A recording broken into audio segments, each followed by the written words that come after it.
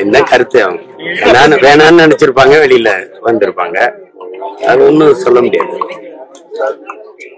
பாஜக கூட்டணியில அவங்க எல்லாம் இருக்கணும்னு நினைச்சு அவங்க வேலை செய்யல. அவங்களே இப்ப ஓபிஎஸ் வந்து பிரதமரை சந்திக்க நேரம் கேட்டாரு, கொடுக்கல. அப்ப அது அவரு நீண்ட காலமா அரசியல் இருந்த இருக்கிற ஒரு தலைவர், 2 முறை தமிழ்நாட்டின் முதலமைச்சரா இருந்தது. அவருக்கு ஒரு தன்மானம்னு இருக்குல்ல, அதனாலதான் அவர் இந்த கூட்டணி விட்டு வெளியில வந்திருப்பார். வேற காரணம் அது பல நாளா அவங்க அணுகித்தான் இருக்காங்க. ஏன்னா இந்த கூட்டணியில அவங்க ஏற்கனவே அதிமுக கூட்டணியில் இருந்தாங்க. அவங்களுக்கு உரிய மதிப்பு கொடுக்கப்படலன்னு நினைக்கிறேன். ஏன்னா அவங்க ஒரு ராஜ்யசபா உறுப்பினர் முதல்ல பேசி இருந்ததாகவும் அவங்க கொடுக்க தவறிட்டதாகவும் ஒரு செய்தி வந்தது. அந்த அடிப்படையில அவங்க திமுக கூட்டணிக்கு போகலாம்னு நினைக்கலாம். அதனால முதல்வரை சந்திச்சு மோடி வந்து ராஜேந்திர சிலையா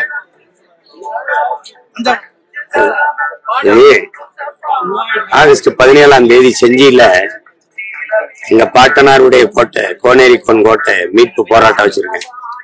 அதுல இதுக்கெல்லாம் பதில் சொல்றேன். நீங்க யாரை கேட்டு நீங்க வந்து இந்த கோட்டைய மராட்டிய மன்னர்களுடைய கோட்டைன்னு எப்படி அறிவிக்கிறீங்க? நீங்க 300 ஆண்டுகள் என் பாட்டை ஆண்டுதான். ஆனந்த கோன் மகன் கிருஷ்ணகோன், கிருஷ்ணகோன் மகன் கோனேரி கோன், அவருக்கு பிறகு ஒரு வாரிசுகள். ஒட்டக்குத்தர் பாட்டிலேயே செஞ்சியர் கோன், காடவர் கோன்னு வாக்கலே இருக்கு. எங்களுக்கு கல்வெட்டிலே இன்னும் சான்று இருக்கு. அப்படி இருக்கும்போது திடீர்னு பல மன்னர்கள் எங்க முன்னோர்களுக்கு, எங்க பாட்டங்களுக்கு பின்னாடி முகலாயர்கள் எல்லாரும் இருக்கான். முகலாயரான் இருக்கான், எங்க பாட்ட ராஜேந்திரன் இருக்கான், ராஜேந்திர சொல்லி எல்லாரும் இருக்கான். இதுல திடீர்னு வந்து இது மராட்டிய மன்னர்களின் கோட்டைன்ட்டு நாங்கெல்லாம் சண்டை போட்ட பிறகு இப்பதான் உங்களுக்கு ராஜேந்திர சோழன் போன வாரம் இறந்துட்டாப்லையா? போன வாரம் இறந்துருக்காப்லையா ராஜேந்திரன்? காசு வெளியிட்டு இருக்கிறீங்க, ஹிந்தி இங்கிலீஷ்ல இருக்கு, தமிழ்ல இல்ல. அவன் யார்? அவன் தமிழனுக்கு காசு வெளியிடும் போது அவன் தாய்மொழியிலே இருக்காது. எப்படி இருக்கு? சிலை எப்ப வைப்பீங்க? எப்ப வைப்பீங்க? ஏன்னா இங்க எல்லாருக்கும் ஒரு இருக்கு, எங்க பாட்டனுக்கு சிலை வச்சா செத்து போயிருவாங்கன்ட்டு. தெரியுமா தெரியாது? பெருவுடையார் கோயில்ல, தஞ்சையில் இருக்க பெரிய கோயிலுக்கு உள்ள தலைவாசல் வெளியே யாராவது ஒரு தலைவனை போயிட்டு வர சொல்லுங்க,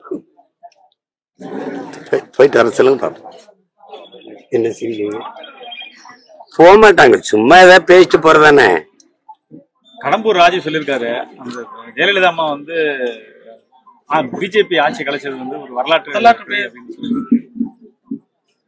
வரலாற்றில் மிகச் சரியான முடிவு அம்மையார் ஜெயலலிதா எடுத்தது. அதுக்கப்புறம் அதே கட்சியை தாங்கி பிடிச்ச கூட்டணி வச்சு 5 ஆண்டுகள் பாரதிய ஜனதா ஆட்சியை நிலைபெற வைத்தது மதிப்பிற்குரிய ஐயா கருணாநிதி அவர்கள் செய்த வரலாற்று பெரும் பிழை. அவங்க நான் இருக்கிற வரை பிஜேபியோட கூட்டணி வைக்க மாட்டேன்னாங்க அம்மையார் ஜெயலலிதா. அதை உறுதியா நிலைநாட்டினாங்க. அதுக்கு பிறகு என்ன நடந்ததுன்னு உங்களுக்கு தெரியும். இப்ப இவங்க எடுத்திருக்கிற முடிவும் அதே முடிவுதான், வரலாற்றில் பெரும் பிழை. நீங்க ஒரு கேள்வி கேட்கிறேன், இந்தியாவை யார ஆள்றது அப்படிங்கிற போது பிஜேபியோட கூட்டணி வைக்காம தமிழ்நாட்டை யார ஆள்றது அப்படிங்கிற போது பிஜேபியோட கூட்டணி வைக்கிறதுனால என்ன வந்துடும்?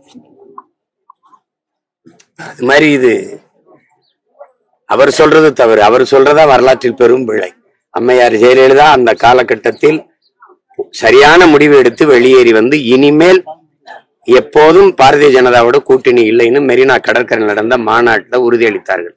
அதுபோல மரண நொடி வரை அவர்களோடு கூட்டணி வைக்கல. அவங்க இறந்தாங்க. 4.5 ஆண்டு கால ஆட்சி யார் நடத்திக்கிட்டு இருந்ததுன்னு உங்களுக்கு தெரியும். அண்ணாமலையார் கோயில் அனைத்தினமும் பல்லாயிரக்கணக்கான மக்கள் வராங்க. ஆந்திராக்காரங்க ஆதிக்கம் ரொம்ப அதிகமா இருக்கு. தரிசன டிக்கெட்ல முறைகேடு. நீங்க திருவண்ணாமலைக்காரங்க என்ற கேள்வி கேட்கறத விட்டுட்டு என்னை வெல்ல வைக்கிறதுக்கு பாருங்க. திருவண்ணாமலை மாவட்டம் ஆந்திரால ஒரு மாவட்டம். எப்படி ஒரு மாவட்டம், அது யாரு ஆக்குறதுன்னு உங்களுக்கு தெரியும். நீங்க என்னை முதலமைச்சர் ஆகிட்டா அது தானா போயிட போகுது. நல்லதானே? அண்ணாமலையார் மாதிரி அருணாச்சலம் வந்துருச்சு. நீ வெறும் அருணான்னு கூட வரும், சலம்னு கூட வரும். சொல்லி புலம்பிக்கிட்டு இருக்கிறதுக்கு இது நேரமா? புரட்சியாளர் அண்ணல் அம்பேத்கர் எத்தனை தடவை இருப்பார்? இழந்து விட்ட உரிமைகளை பிச்சை கேட்டு பெற முடியாது, போராடிதான் பெற்றாகணும். இது புலம்பி கொண்டிருக்கிறதுக்கான நேரம் இல்ல, போராடி பெறணும். அதனால ஐயோ வந்துட்டாங்க, ஆக்கிரமிச்சுட்டாங்க, இடங்களை எல்லாம் வந்து வாங்குறாங்கன்னா எல்லா இடத்துலயும் பேருந்து நிலையத்துல எதுக்கு தெலுங்கு வருது? எதுக்கு வருது? அது வேணும்னே அவங்க உருவாக்குறாங்க. இப்ப அதிகாரம் அவங்க கையில இருக்குது, அறநிலைத்துறை வேற ஐயா கையில இருக்குது, ஐயா சேகர் பாபு கையில. இப்ப நம்ம என்ன பேச முடியும்? அடிப்படை வசதிகள் சுத்தமா செய்யலன்றாங்க சார் வர பக்தர்களுக்கு கோயில். அது அண்ணன் கேட்க கூடாது, நீ அறநிலையத்துறை அமைச்சர் தான் கேட்கணும். உண்டியல் வருமானம் மட்டும் 4 கோடி லட்சம் அதை வச்சுக்கிட்டு அடிப்படை விஷயம் தம்பி இவர் பதில் சொல்றாப்ல. 4 கோடி 50 லட்சம் வருது, அதை வச்சுக்கிட்டு நீங்க கேட்கறதுக்கு செஞ்சு கொடுக்கணும். அதுக்குதான் அறநிலையத்துறை இருக்கு. 2026 உங்களுடைய கூட்டணி யாரு கூட இருக்கும்? என்னோட கூட்டணி முடிவு செய்யப்பட்டது, அது 8 கோடி மக்களோடு. 8 மாசம் கழிச்சு ஒரு பிப்ரவரி 7ஆம் தேதி மாநாடு, தமிழ் தேசிய இன அரசியல் எழுச்சி மாநாடு. அதுல சொல்றேன் நான் யாரோட கூட்டணி. பாஜக கூட்டணியில செங்கோட்டைனா அல்லது KC வீரமணியா அறிவிக்க போறாங்க மாத்தி அப்படின்னு சொல்லி பேச்சு அடிப்படையில வீரமணி தான். அடிதானே படுது பேச்சு, அடிபடாம வரட்டும் பேசுவோம். அடிபடுற பேச்சுல போய் நான் என்ன சொல்றேன்?